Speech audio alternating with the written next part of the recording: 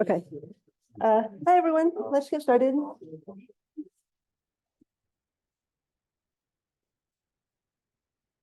Okay. Yeah. Oops. Or not. Sorry. Or yes. Okay, cool. Yeah, so before today's lecture, I have a few announcements. Sorry, I sent a lot of email, so in case you didn't read it all, the homework core deadline has been postponed to next Tuesday.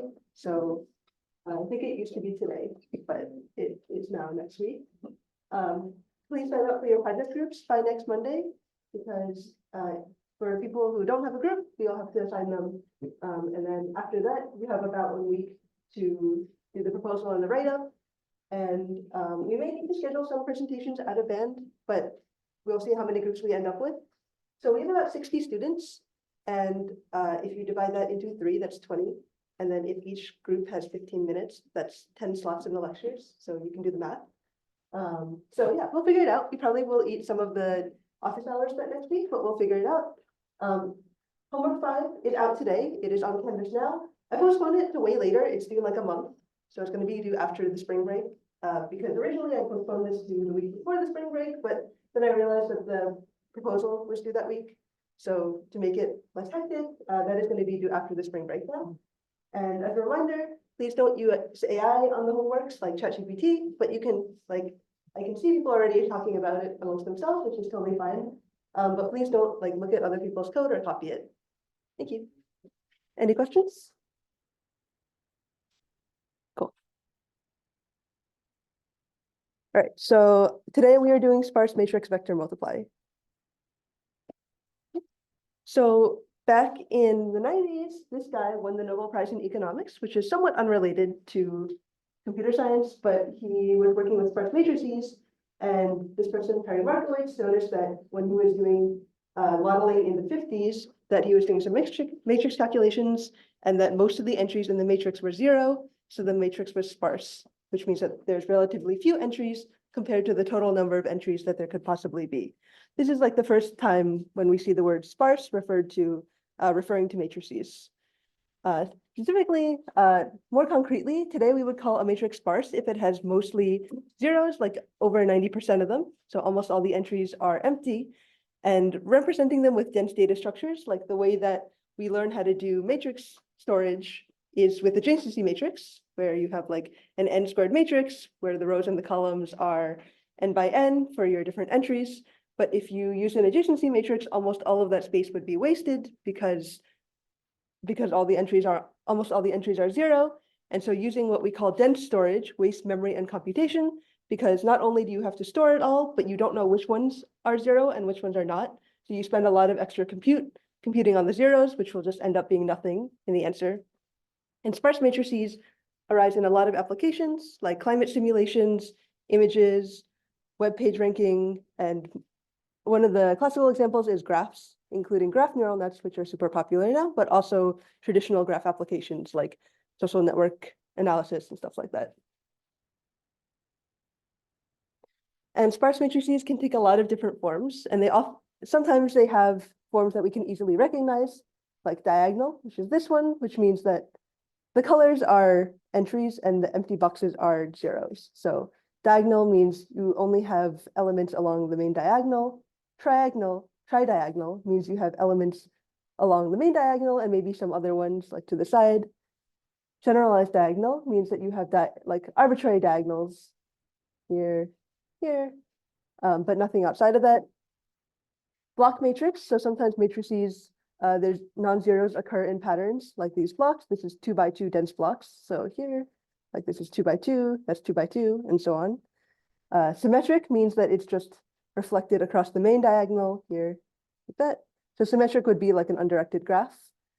Irregular means that we can't really associate any pattern with it. And there's a lot more patterns in this, but these are popular ones. Like I said, sparse matrices are everywhere. So like one example would be internet connectivity. So if your matrix would be the nodes in your internet graph, most of them are not connected to most of the other ones. Like you usually have many hops in the internet. So there's a sparse matrix collection on the internet where you can download a lot of sparse matrix data sets, and they all are associated with these little pictures about where the zero and non-zeros are. So this is what it looks like. In structural design, they have something called like a stiffness matrix, which is a classical engineering concept. And that usually looks like this. So this would be a symmetric sparse matrix. And in linear programming, you have to solve a system of equations, and you might have some pattern like this. And this doesn't really look like any easy to discern thing. It's not diagonal. So this would be probably irregular. Yes. Yeah. Mm-hmm. Yes. So the matrix in the constraint matrix in linear programming is often sparse. Another example would be in a recommendation matrix. So if you have this matrix n by m, and one side is your users, or the people giving the recommendations, and one side is the products, and this is the rating that they gave them, and you want to do some prediction or learning on this, most of these entries are empty because most of the users are not leaving ratings for most of the products. Another example would be image segmentation. So in image segmentation, you want to identify the boundaries between objects in your picture. And so you can compute this affinity matrix, which is the meaning of this is how likely is it that two pixels belong to the same object. And so for these images, the affinity matrix would be these outlines of the different things inside your image. And there are a lot more applications. Like I said, graphs is a really classic one. So for PageRank, which is this famous graph algorithm, it's originally a problem on the web adjacency matrix. You can do network analysis on transportation networks or road networks. You can do text analysis. In scientific and engineering problems, you have a lot of sparse matrices like differential equations, like I said, linear programming, optimization problems, and a lot of other ones. Okay. So I said that it's inefficient to store sparse matrices in dense format, and there's this huge range of sparse matrix formats, but I'm just going to talk about a few of them. So matrices are graphs, so any sparse matrix representation can be used for sparse graphs and vice versa. And so if this was your graph, yours is very small, you have 4 nodes, 0, 1, 2, and 3, and those would be your edge weights. So this is your graph. And this is how you would store it in adjacency matrix. So you would have you would have U and V, and this is a directed graph. And so this is source, this is dest, and then in the entry is just the weight.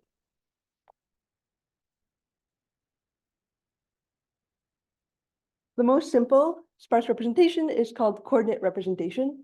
And the high level intuition between all the sparse representations is that in the adjacency matrix, you're storing both the source and the destination implicitly. So that means like this 0, 1, 2, 3, 0, 1, 2, 3, these are not stored. These are just indices. The total size of the matrix here is 4 by 4. And you would get the source and the dest by doing like source times number of nodes plus dest to get the entry. So you're not actually ever explicitly storing the source or the dest in adjacency matrix. But for sparse representations, because there are so many fewer entries than the total possible number, it is worth it to explicitly store the source of the dest, or for matrices, it would be like row and column coordinates. And so for this matrix, the coordinate representation is just a bunch of tuples. You have row, column, and value or weight. So here you have 0, 0, 12, which corresponds to this one, 0, 0, 12. 0, 2, 26 is 0, 2, 26, and so on. So these are 3 tuples of row, column, and weight. And yeah, so that's coordinate format. And this is easy to build and modify from the adjacency list. And this is often the format that you would get if you download, something from the matrix collection.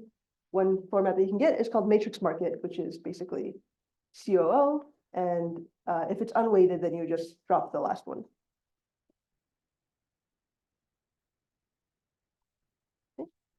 Another way to store sparse matrices is called adjacency list. So if you have this adjacency matrix, adjacency list is basically just a bunch of linked lists where every linked list is one of the rows in your matrix. And here again, you store the column explicitly, but not the row. So these are implicitly indexed 0, 1 through 0, 1, 2, 3. and you explicitly write the neighbor 0 and 2. So these are column IDs here, 0 and 2. And the source is stored implicitly in here, but the dest is not. And then you would just follow the pointers to read the entire row.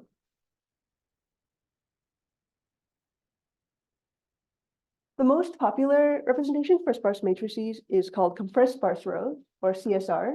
And basically, you can think of it as a cache-efficient way to store the adjacency list. So rather than storing it in a linked list, so this is the adjacency list. If you know that you're not going to modify the matrix, or if you're just like writing it to file or something, you don't need this dynamic property. So you can just make this an array, and you just store the entire thing. You basically linearize the entire thing. So CSR has 3 arrays. The first one is pointer, and this is basically telling you where in the output you start each row. You have 3 arrays. This one is all the column IDs. This one is all the values, and pointer is the pointer into column and value to tell you where each row starts. So here, 0 starts at the beginning, so the pointer would be 0. And then 1 starts at position 2, and it's empty, so there's nothing there. This 2 should actually point here also, but wait, no, this should be 0 actually, and this 2 should point here. But the point is that you write the column IDs, these sources are implicit, and you basically can read this linearly. This is just a flattening of your adjacency list into a contiguous representation. And usually they're called pointer, index, and val. The length of pointer is row plus 1, because you have one at the end of the total length. This is the number of entries, the last position. You have index, which is equal to the number of non-zero elements, and val, which is also equal to the number of non-zero elements. And in the case of unweighted, val would just be gone, but you would still have ind and pointer. And so to get back any pair, you basically, like if I wanted to read all the non-zeros in row 0, you would start here, you would say, okay, my row is 0, and you would say, okay, it has column 0 and column 2. So your pairs in the CO representation would be 0, 0, and 0, 2. And for the undirected case, that would be a symmetric matrix, and you would only need to store half of it because both sides would be the same. So the CSR representation would be the same here.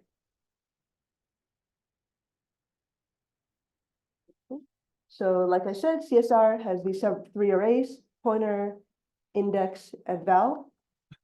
CSR has size proportional to the number of non-zeros. The array of the values has size n and z. Column indices has size n and z. And row start pointers has size n, really it's like n plus 1, but it's order n. So the total size would be theta n and z, where n and z is the number of non-zeros. Does that make sense? This is important.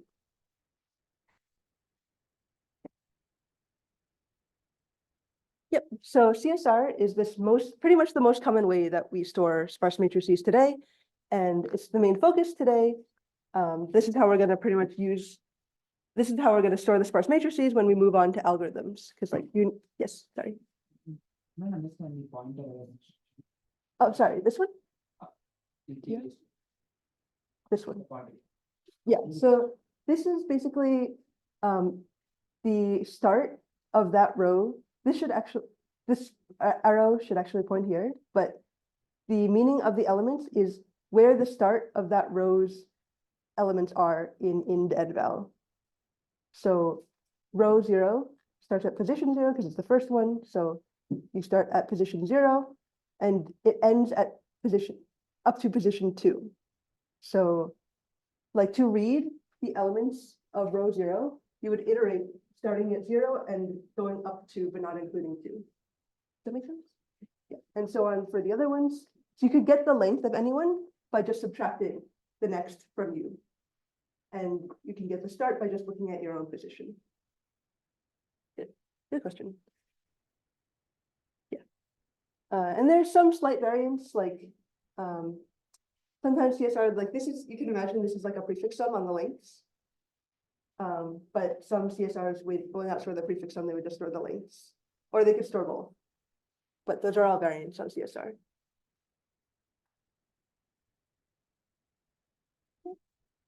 And yeah, so those are the three arrays. And there's, like I said, there's so many other storage formats for sparse matrices. I talked about COO and CSR, but there's a compressed sparse column, or CSC, which is pretty much the same as CSR, but instead you write the columns in column major rather than row major. There's diagonal, which is if you have a diagonal matrix, you can specifically make a format to store the diagonal. Yeah, so the diagonal would be implicit. Like if you just have the main diagonal, all the tuples are I for all I, so you wouldn't need to store those. You could just store the offset for the diagonal. Symmetric, you only need to store half the array, and blocked. So I'm going to talk about blocked a lot more later. But in blocked, basically you store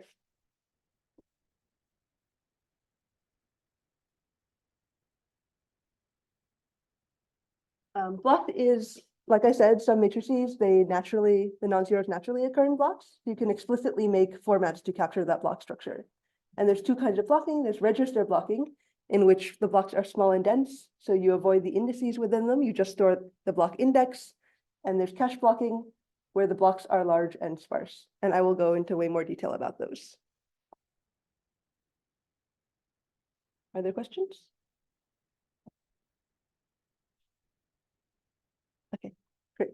So now that we have that, we are going to use those to do algorithms. So sparse matrix vector multiply, or SPMV, is this operation. You have a sparse matrix A, and you have a dense vector X, and you multiply A times X to get a dense vector Y. And like again, this is your representation of A in CSR, pointer, int, and val. And you're computing this. Y of I is, this is how you would write it in serial. Y of I is Y of I plus A of ij times X of j. So this is basically doing a dot product on every row of A and your dense vector X. And you're going to do the dot product and you store the answer into that position of Y. And this is how you would write the code to do it in serial. You can see it's really easy. It's just 3 lines. So for every row I, like here, these are your rows. This is your CSR. So from pointer I to pointer I plus 1, that's how you iterate through the entries in your row. You do Y of I plus, this is just this. Val of K is A of I and J. And X of int of K is this thing. Make sense? So it's really easy. It's just 3 lines, but like it's gonna get more complicated. So some things to notice about this is that there's no reuse in A. So unlike sparse matrix, or unlike matrix multiply, which we did before, like the reason that it was worth doing tiling is that you can reuse the subproblems. But you can't really use a similar trick like that because you're only making one pass through A. So there's no point in saving it in cache. It already has the maximum reuse in Y as written, because you just keep adding into Y, and then once you move on from Y of I, you're done in this code. You're never going to touch Y of I again. And so the only chance we have for reuse is in X, which is the dense vector up here.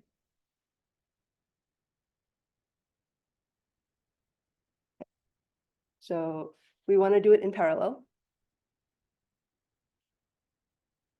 This is how you would do it in OpenMP.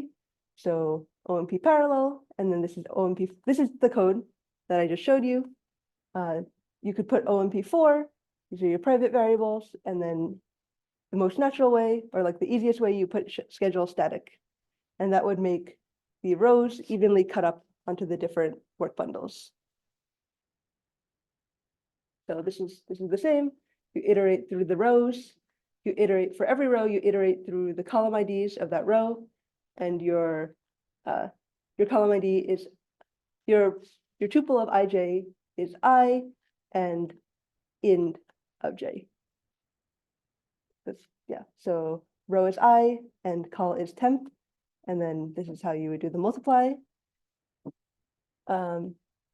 You can change the schedule to be dynamic. And this is probably better in practice because the rows are not uniformly sized because this is sparse. So they probably do have variable length. And doing it dynamically means that ideally the work would be cut up evenly, even if the rows are not necessarily cut up evenly. Okay. So that was it in OpenMP. You can also do it. We did vectorization. This is a lot. I'll go through it.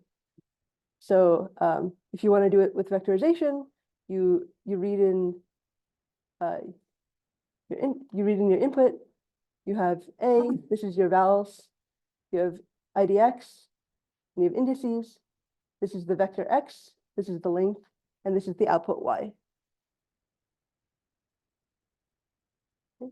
So the first step is the same. We're just going to iterate over the rows there, and you could do that in parallel too.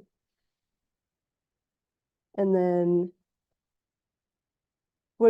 this is for 8 wide SIMD. So we're going to process the non-zeros in groups of 8. So this is just making an empty vector of length 8 of all zeros. And this is saying how long do we have to go in increments of 8. So this is basically from 0 up to length of column divided by 8. And these are the intrinsics that we did before. And these are gathering X, loading A, you do the multiply, and then you add them into Y.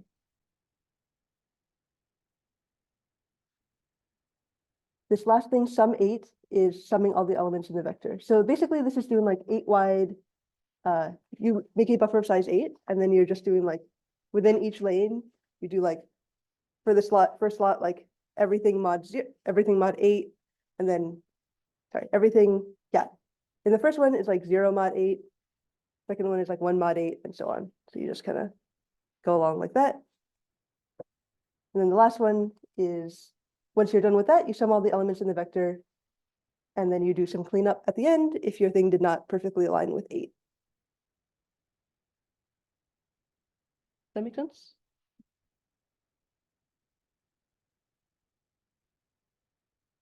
Okay. So this is how we would do it in CUDA. You declare global to say that this is the CUDA function. Again, you take your inputs, pointer, int, and val. You take your length, you take X and Y. And this is doing you're iterating through the rows in A. And this is saying block IDX times block dim plus thread IDX. So this is your unique row index for each thread, I up to M. And then you need to do this additional thing in case the grid was not big enough to store all the, in case the grid is not big enough to store all the rows. And then this is just the same exactly as before. Pointer I to pointer I plus 1 is the length of your row in the CSR. And then you just add into yi the values times x. So values is A, and this is the correct element from X the vector. And then at the end, you just store this temp into the output.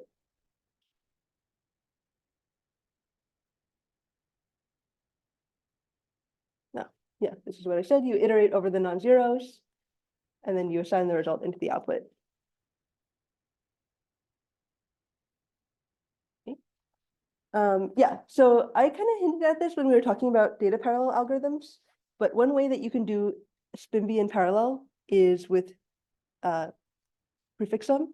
And the way to do that is basically you're going to make up this flag vector, and the flag vector tells you where you should change your segmented sum. And remember that segmented sum is like prefix sum, but you restart the prefix sum whenever you see the flag.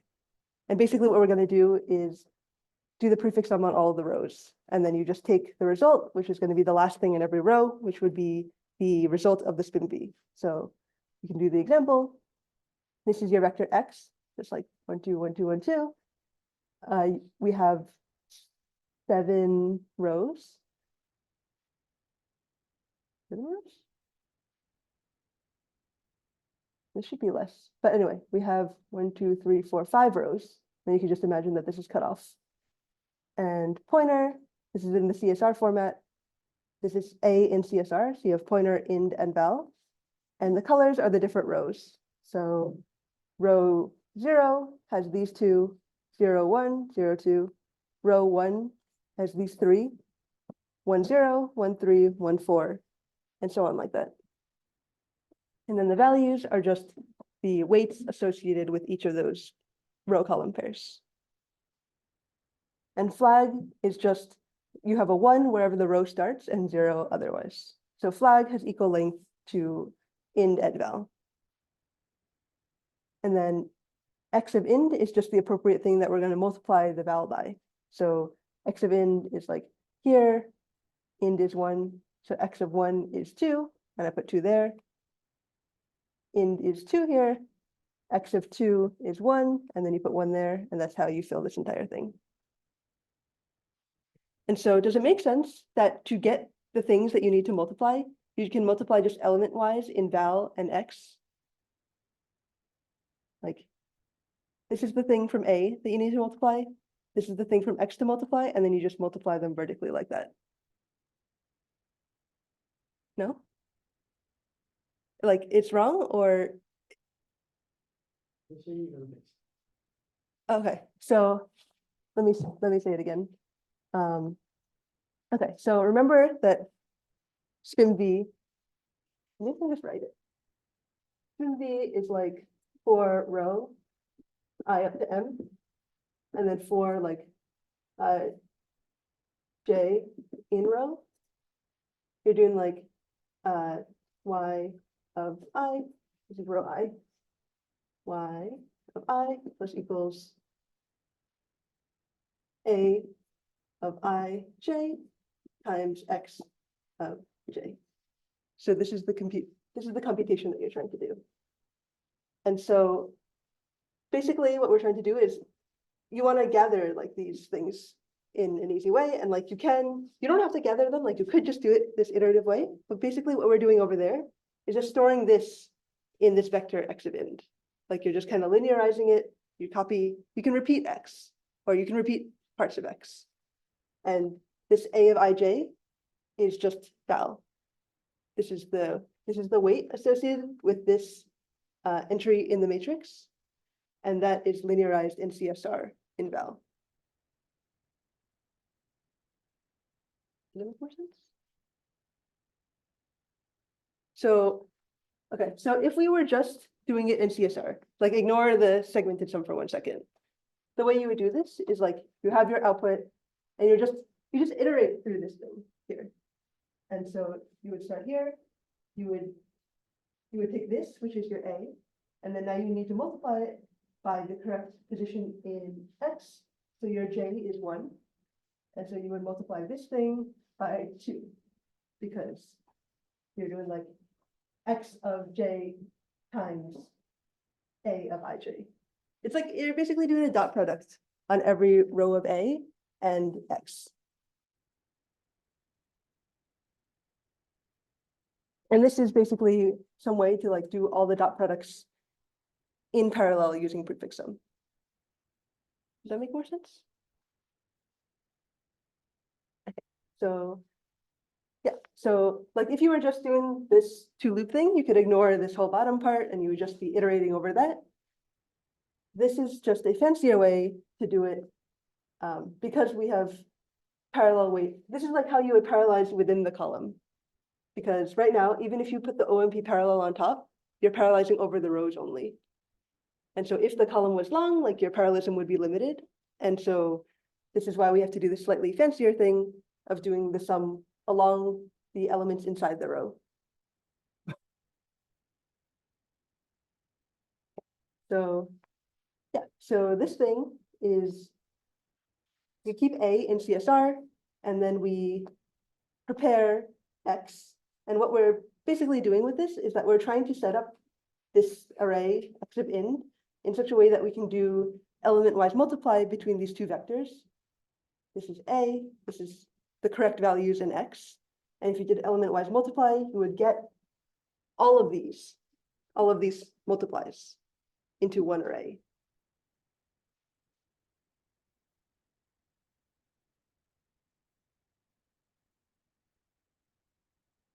Are there questions? People look confused.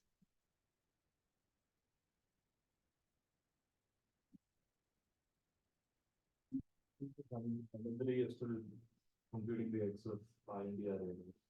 Yeah, so you don't, like with this, you don't need to compute X of I and D, like in the most naive way with two loops. You just have X. The reason that we're doing X of I and D is that you can see how you would compute this in parallel, right? Like you would just copy the correct values of X into this X of I and D. And then val is just set up front, but you would compute this in parallel by just like in parallel, you have I and D. So you just copy X of I and D into this vector. And then now you can multiply these two things in parallel. And now you can do the prefix sum in parallel. And so that's how you parallelize over both the rows and the columns.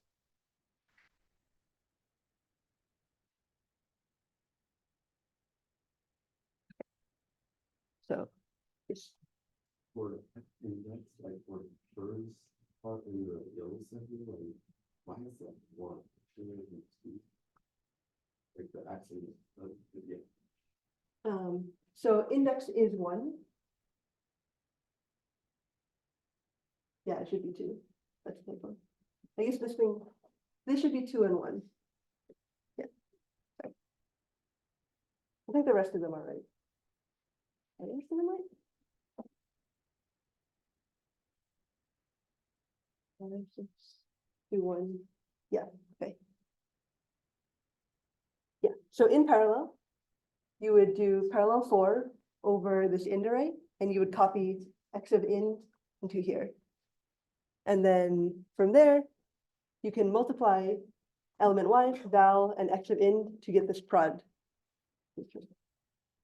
Like this and this element wise.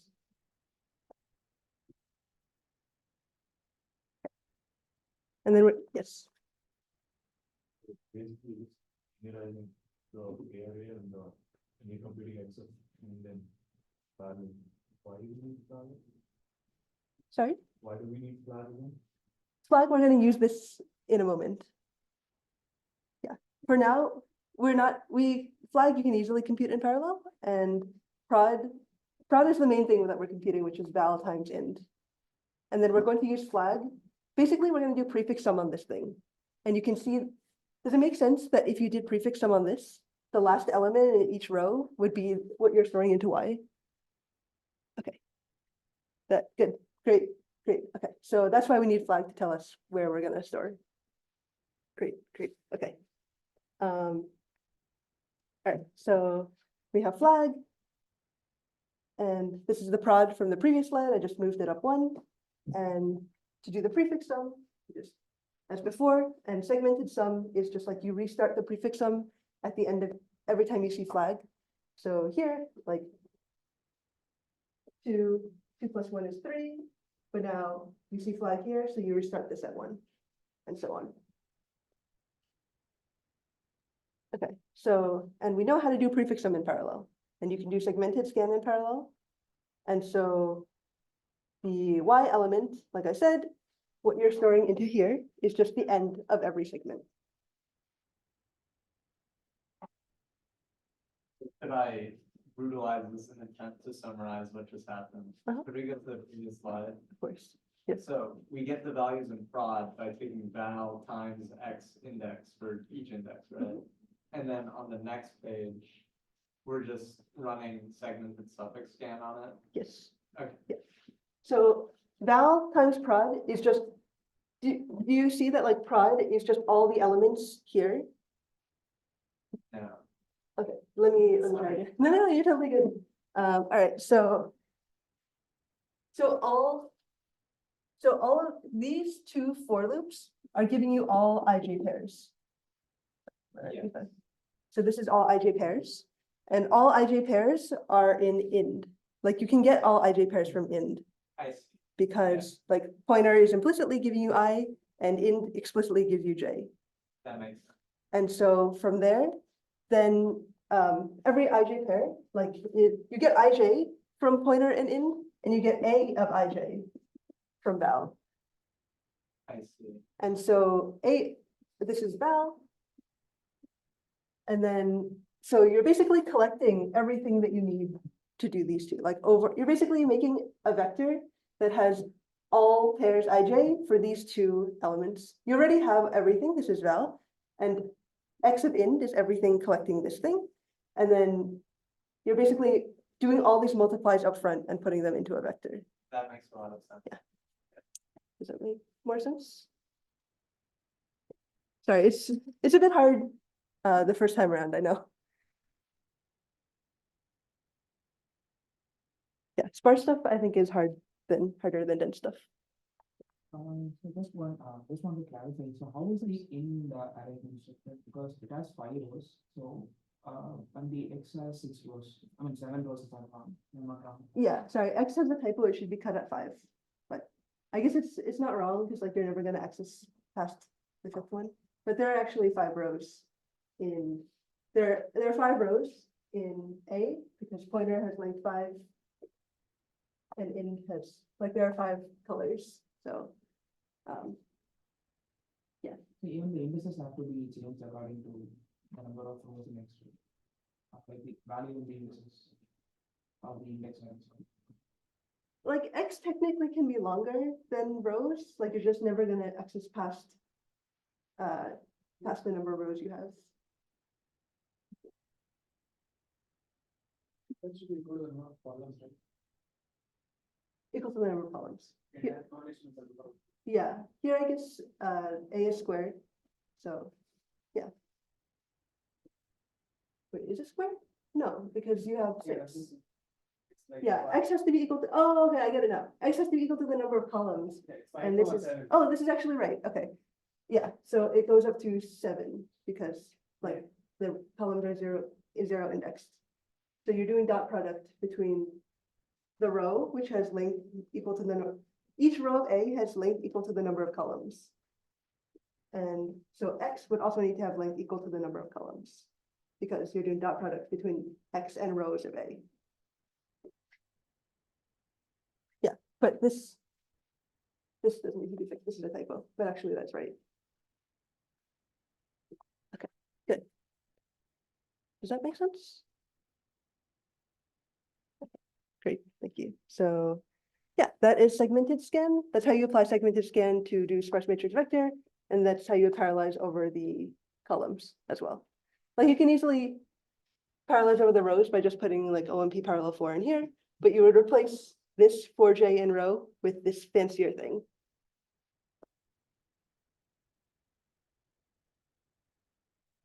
Okay. And I guess you could, in theory, just do a prefix sum inside here, like separately. You don't have to do this fancier thing, but I think maybe it's more cache efficient to do it this way because you're doing one giant prefix sum over the entire thing rather than like many tiny prefix sums. So you probably would get better parallel scaling that way in J.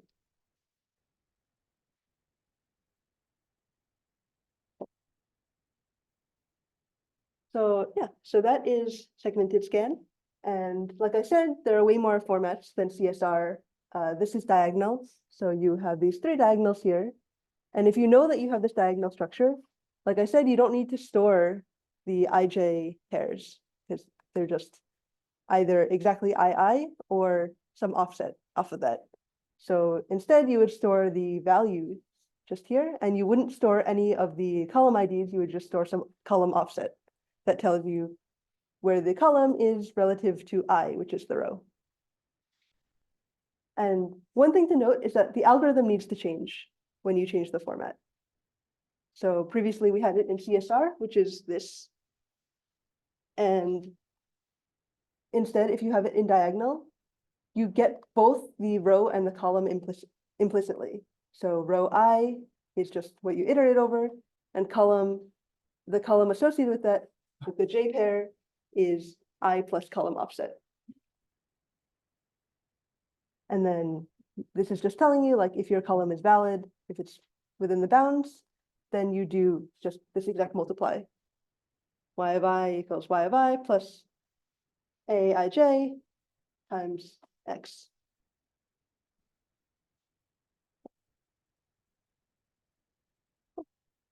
Yeah, so that's how you would change it if your format changes in diagonal. And this format is often popular in vector programming, like for GPUs.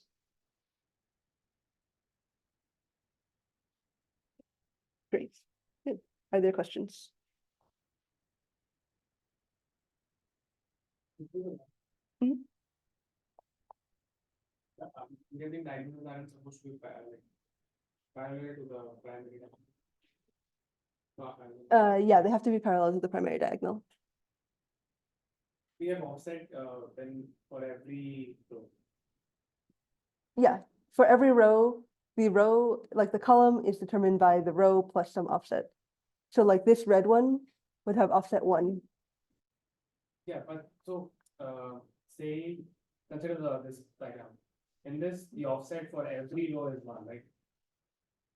If you have different offset for every row, that means it. You have 1 offset per diagonal. So this red one corresponds to offset 1, the blue one is offset 0, and the orange one is offset -1. Because like the offset is, the row is always fixed, and then your column ID is just some offset from your row ID in a diagonal. It can be 0.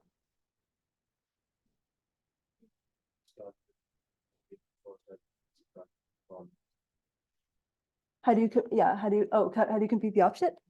Yes, just by doing some, yeah, you just subtract from, I guess you can just take the first column ID.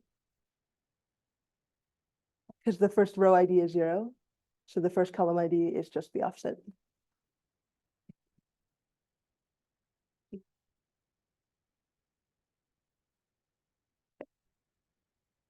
All right, so that was how to do it in shared memory and a little bit in CUDA.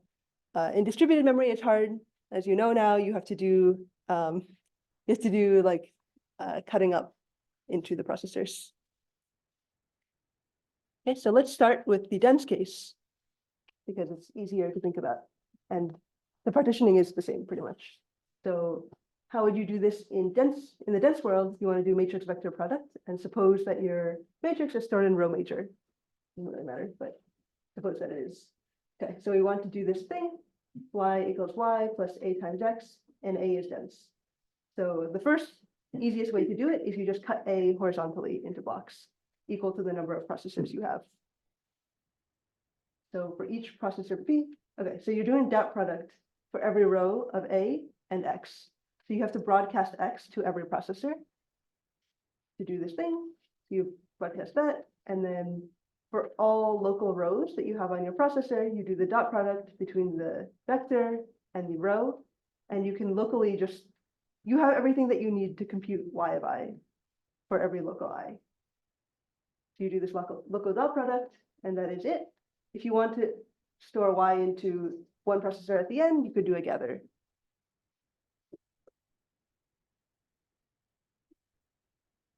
You can also, if it's in column major, you would cut it column wise. So instead like this, and then now you do not have everything that you need to compute y of I on every single processor. So instead you can compute parts, like you compute partials of y of I, and then you basically do like a row-wise reduce for each one. So you would broadcast the part of X that you need. So you would only need this chunk for all of A of I, and only this chunk for all of A of 1, sorry, A of 0 and A of 1.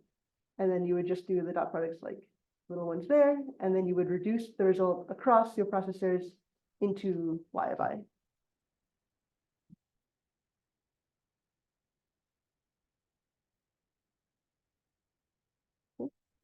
To cut it in 2D, you would like this. You have to do a similar thing. Basically a combination of the two schemes that we just did. So you have to broadcast this chunk of X into this column of processors. And then you have to do, yeah, and then you have to do this reduce.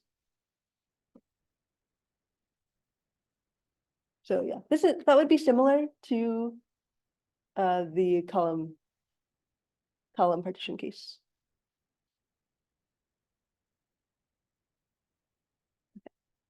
In the sparse world, the distribution is the same. You still can cut it like row-wise or column-wise.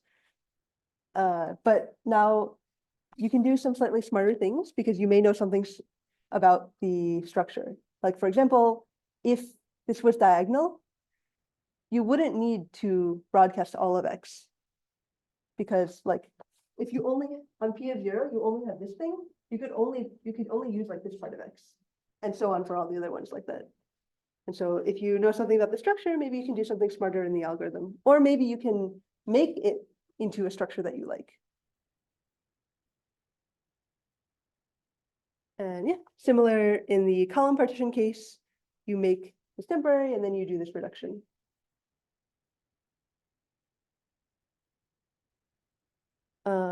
Yeah, in the 2D case, again, you divide the processors into this processor grid. And yeah, there's this benchmark from NASA that basically does this 2D partitioning. And this is good if your non-zeros are evenly distributed, but if you have some clustering like blocks and the blocks are not evenly distributed, then you may get some load imbalance.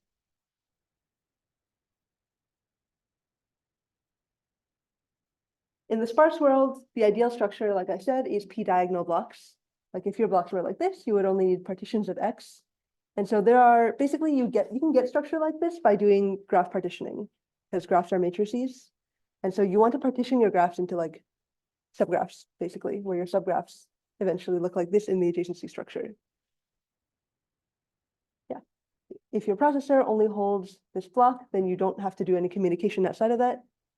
And yeah, so to get closer to this dream scenario, you can reorder the rows and the columns. So even in shared memory, you can do row reordering to get some maybe more cache-friendly structure. But in distributed memory, it becomes even more important because then you can save communication. Is there like a way to measure like how much a graph like matches that kind of shape? Yeah, you could take like, I think in terms of graph reordering or graph partitioning algorithms, there are measures of success. Like you can measure like how you can measure some deltas like over all the non-zeros, like how far is the row from the column, for example. Does that make sense?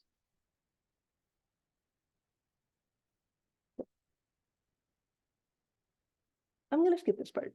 This is basically just saying like there's a benchmark that uses SPIMV in addition to other things. Like in the beginning, maybe I'm not skipping it. In the beginning, we talked about LinPack, which is a benchmark for dense linear algebra. And LinPack is used to measure like the top 500, which is this list of the top 500's best supercomputers ordered in terms of flops that they can do on LinPack. But LinPack is like dense, and often you have sparse data, so they made this benchmark with sparse algorithms. And this is what it looks like. It's called HPCG, and it has some rank, and they also have this top 500 rank, and you can see that the top 500 does not align perfectly with the rank on HPCG, because this thing is sparse and this thing is dense. And another thing is that the flops that you get on these sparse operations are way less than the flops that you get in. So this is the column for dense operations, and this is the column for sparse operations. You can see that the max flops that you get for sparse is way less than the max flops that you get for dense. And the reason for that is because in sparse operations, you're often blocked by memory bandwidth or communication, which is slower than flops. And then, yeah, and this last thing is fraction of peak, where peak is how many flops that you could get ideally. And you can see that this is pretty low, like it's 3%, less than 1% sometimes. All right, questions?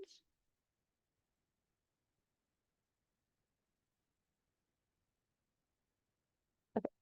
So next I want to talk about register blocking, which is a way to do optimization. So register blocking is for shared memory or single machine SPIMV. And basically what it does is it takes advantage of the fact that often, like I said, the data is naturally occurring in blocks. And so this is some sparse matrix on the left side. And this thing on the right is if you zoomed into the upper left corner and you did some blocking. So you can see that here, this is especially nice. You can see that they just happen to be arranged conveniently into 3 diagonals of 8 by 8 blocks.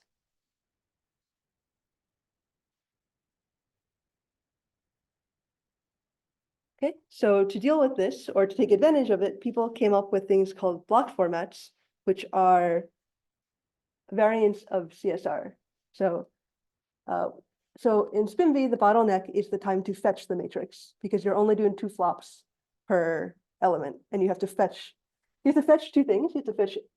Yes, you should have to fetch like A and X, and maybe Y is in cache already, but you have to fetch at least 2 new things, and you're just doing 1 multiply add, both of those. So you're bottlenecked by memory transfer. And so this thing, the block formats are basically to alleviate the issues of memory transfer. And the way it works is that, so this is regular CSR, you have 1 entry in ind for every non-zero, and these are your values. And in block format, you pick a block size. So the block formats are parameterized by some block size. Here it's 2 by 2. And instead, you block the matrix just in regular blocks of 2 by 2. And you instead, so now these each have indexes. Like this is index 0, 1, 2, 3. The number of indexes is now just rather than number of columns, it's like number of columns divided by the block size in columns, in column dimension. And so now you just need to store 1 column index per block. Because now you have block columns rather than individual columns. And you can store the non-zero values in, you know how big the blocks are, they're fixed, this is 2 by 2. So you can just store the non-zeros in some fixed size thing. And some of them may be empty. Like this one, this one. So you just store all the non-empty blocks in this format. And you just have to deal with storing some empty values. But in fact, even if you store some empty blocks, you still might get overall better speed because this is reducing the amount of memory traffic in the indices. So like you here, if there are 4 non-zeros, you decrease the memory traffic in the indexes by 4 because you only have to store 1 column index per block. And if you increase your block size, you have even fewer column indices, but then maybe you have more empty values. Column index in the last. Sorry? Here? This is just, if here the block size is 2 by 2, and here the block size is 4 by 4. So as I understand, between 0, 1, 0 and 0, 1. Here? It's the Yeah, it should column- be 0, 0, 1. Yeah. Yeah, this would be 0, 0, 1. I think it's just a typo. Does the block format make sense? Like, would you understand how to write this in C++ if you had to?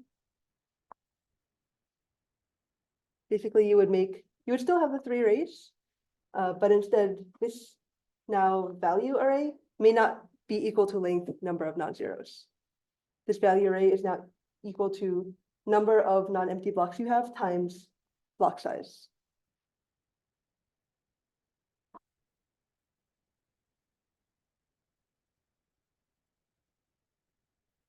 Yeah, so if you use this block format, you have to change both the data format, like this is actually in the representation, and you have to change the algorithm to deal with the representation. How's the goal point is 0? Because the start of, so there's only 2 rows here. The start of row 0 is 0. The start of row 2, sorry, the start of row 1 is 1. And then this is just the number of blocks you have.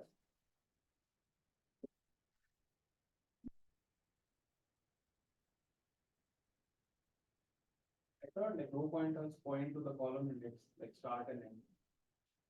Yeah, so here we pointed to this, Yeah, which is this row, and then here we pointed to this, which is the start of this one. it's like CSR. Yeah, it's like CSR.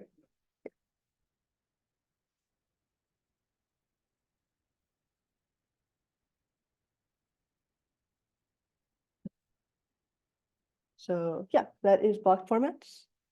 And for block formats, usually you need to do some kind of search to determine which block size you should use. Like I said, the format is parameterized by some block size.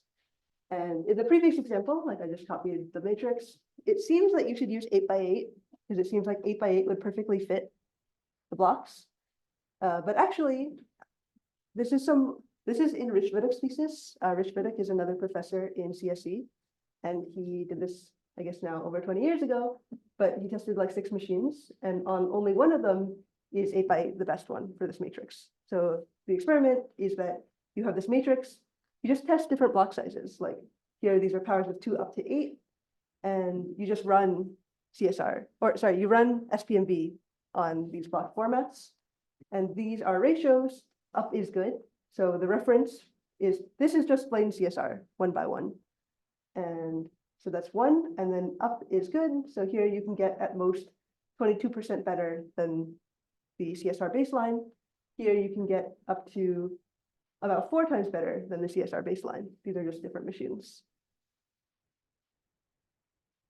And yeah, there's a lot of experiments. This one has 8x8 as the best one, but here like 2x8, 4x4, 4x1. So it really depends on your machine, which one is the best, even though it seems like from the picture, it should be obvious that 8x8 was the best one.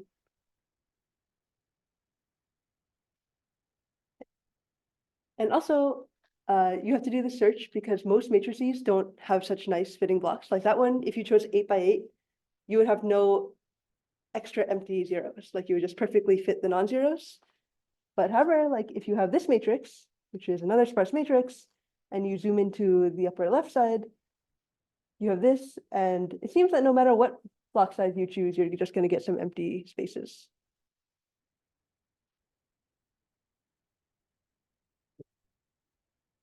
One thing that you can try, like it seems like 3x3 is an okay option. So if we try 3x3, it's not bad.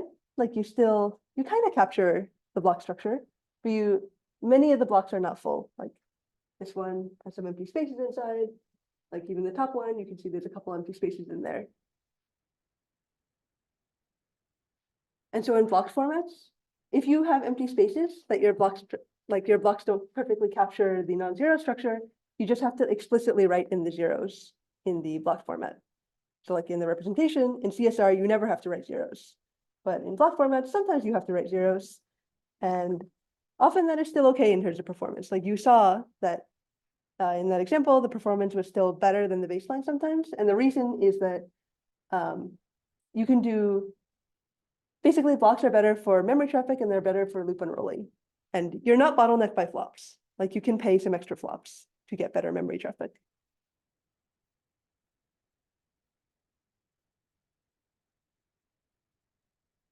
Yeah, there are a couple of libraries for sparse matrices. PETC and Trilinos are some popular ones that can perform SPMV if you provide the format. There's BLAS, which stands for like basic linear algebra subproblems, and that allows you to do sparse operation, both dense and sparse operations.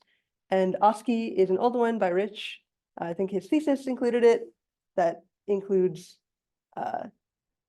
blocked CSR. So yeah, like I said, you sometimes have to fill in zeros. And this is just an example of, so one thing that I skipped is like, so for the next part, we're going to talk about how you choose the block size. And like I said, like you can kind of one thing you can try to do is look at the matrix and see what would be a reasonable block size, but that it doesn't really scale because like then you have to like manually inspect every matrix to try to pick a block size that might be okay. And you cannot just like try all the block sizes, because if you just like tried all the block sizes and did the SPMV, then you might as well just have done the SPMV. So instead you want to do some sort of cheaper type of auto tuning based on data you already have. So ideally you want to do less computation over your matrix. And the way that people do that is basically they compute some quantity called the fill. And the fill is just the number of the number of zeros that you have to introduce. It's a measure of how many zeros you had to introduce in your blocked format. So concretely, for arbitrary block size, or for arbitrary dimensional block size, B1 times up to Bn, this is like the volume of your block. And case of B of A is the number of non-empty blocks you have. So this is the size of your val and ind arrays in the block format. And the bottom thing is the number of non-zeros in the entire matrix. So like K of A is the minimum space you had to use to store the non-zeros. And this up thing, the numerator is the space that you actually used in the block format to store the non-zeros plus any additional zeros that showed up.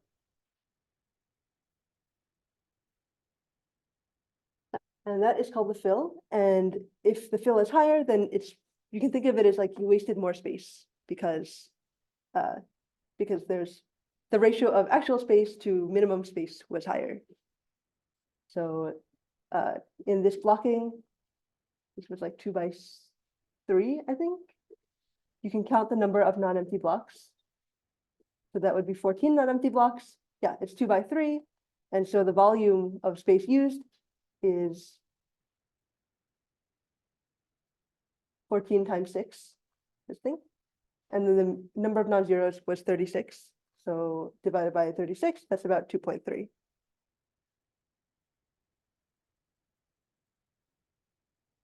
And you can use this fill metric to map into performance models. So in Rich-Vivek's thesis, they have this performance model where basically you compute this table of fills over all possible blockings in your matrix, and you have some matrix of performance on just like a dense matrix in terms of these blocks. And then that, with these two things combined, that gives you the expected performance over all the blockings. So it's easier, with efficient algorithms, you can compute this faster or much less time, or like time comparable maybe to 1 spin V. And then you can get some expected performance to choose your block size more quickly. And this is used in auto-tuning pipelines.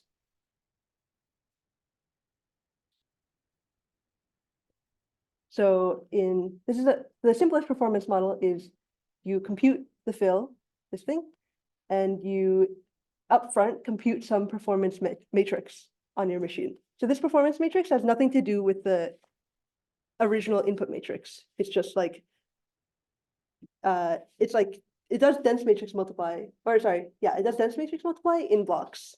And so that's kind of the time that you would expect. You're making dense blocks through block CSR. So you use this performance model to get you the expected performance given some blocking. And they showed that if you know the fill exactly, you use this to choose your blocking, you maximize the performance based on this model, and you can get some performance optimal or very close to optimal within 5%. And so that it raises the question of how do you efficiently compute this thing? But yes. What is about the factor in the cache thing, like the blocks should fit in the cache? That's for cache blocking. Like this is register blocking, so the blocks are very small, like they go up to 12 by 12, which is much smaller than even L1. In cache blocking, the blocks are bigger, like maybe proportional to kilobytes. Like 12 by 12 is, I don't know. Like, where this is blocking, you mean it should fit in the register. Yeah. It doesn't necessarily have to fit in the registers, because if it's 12 by 12, like you don't have 144 registers. But it is register blocking, even if it doesn't fit exactly in the registers, it's still better for like SIMD, for example. Like you can get better instruction level, or you can get better data level parallelism. And you can also get better instruction level parallelism, like you could prefetch your dense block, which is independent of your cache size. So this is what one of these profiles looks like. So like I said, it goes up to 12 by 12. This is your column, that's your row. And again, 1 by 1 is the reference, and they can get better. Here, the best one is 3.89. Oh, 3.98 actually, so you can get almost 4. And they just measure this in megaflops. And the way that you generate this is upfront, before, like independent of any sparse matrix. You just make like a fake sparse matrix and you block it. Like it's a dense matrix, but you kind of think of it as sparse, and then you put it in this block format, and then you measure the performance, and that should tell you the performance of how dense blocks do on that machine, given some dense block size. Yeah, and so you can generate these profiles on whatever machine you have. They look different on different machines. There's more of them. Oh, yeah, and these percentages, like here, 17%, 16%, those are like the max fraction of peak you can get over all the blockings. So previously, like we saw in the benchmark, usually this like less than 5% or maybe even 1%, but here they're getting pretty good. Like 17, 16 is really good for a sparse matrix vector because the intensity is super low. Yeah. So this is just some measure of, they did some heuristics because computing the fill exactly is expensive. And so this is just some heuristics about like, what is the best possible flop that you could have gotten if you knew the fill exactly, and then how close did you get using some heuristics to select the fill, or heuristic to select the block size. And the x-axis is the different matrices that they tested.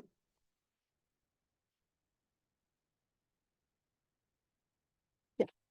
So there's some question about cache blocking. For CSR, the reuse, like I said, is only in the x vector. And if you have a diagonal vector, then you can get good reuse in x because you're only using a small part of the vector and you don't have to do, you're basically doing a scatter into x. Sorry, you're basically doing a gather from arbitrary parts of x into your value that you have to do this multiply into. And if your matrix is diagonal, you're just accessing a very small fraction of your x vector, which is why the locality is good.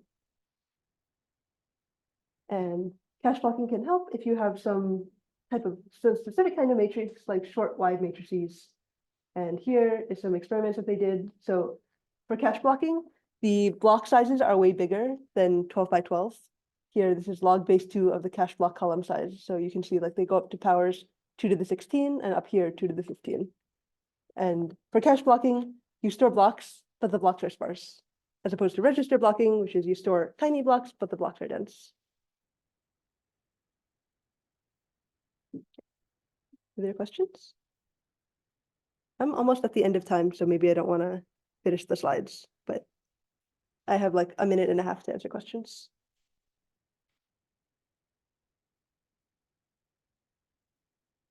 You need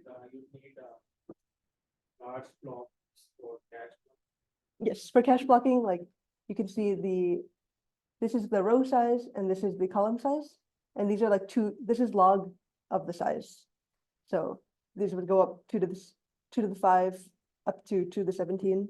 I guess they mark 16, but it goes up 1 more to 17. And this is 2 to the 5 up to 2 to the 15. Why is it the case that these sizes are much bigger? Bigger size perform better. It's not exactly like it's not directly linear because the biggest size is not the best one. I think this is just like what fit in cache. Yeah, but you'd have more. Wouldn't like more number of smaller blocks fit in the cache than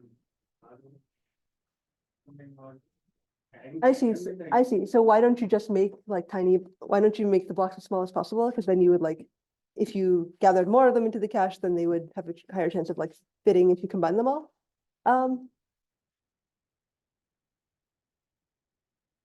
Well, in that case, it's the same reason why or it's a similar reason why like 1 by 1 is not the best in register blocking.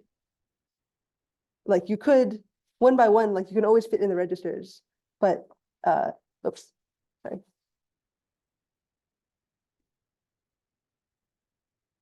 But if you make the cache blocking, if you make the cache bigger, like you reduce like the memory overhead, and maybe you get better properties, like maybe you get more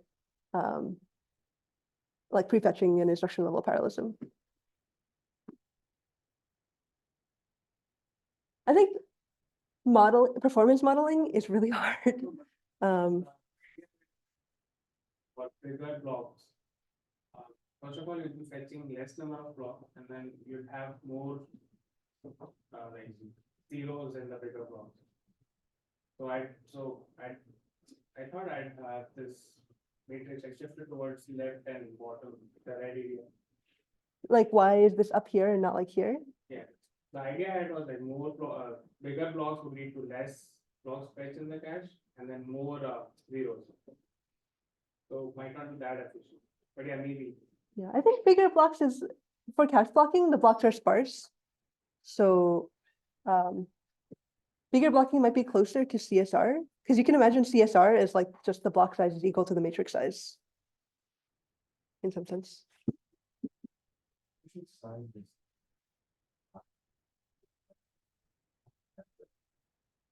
Block row size. Well,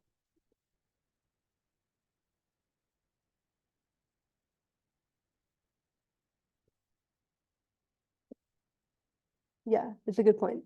Maybe just, yeah, why didn't they cut I don't know why didn't they cut this off at like 13? Um,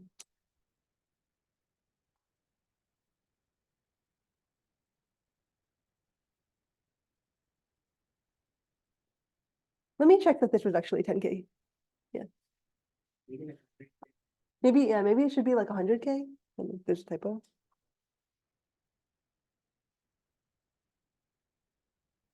Okay. If there are no questions, that's all I had. Thank you.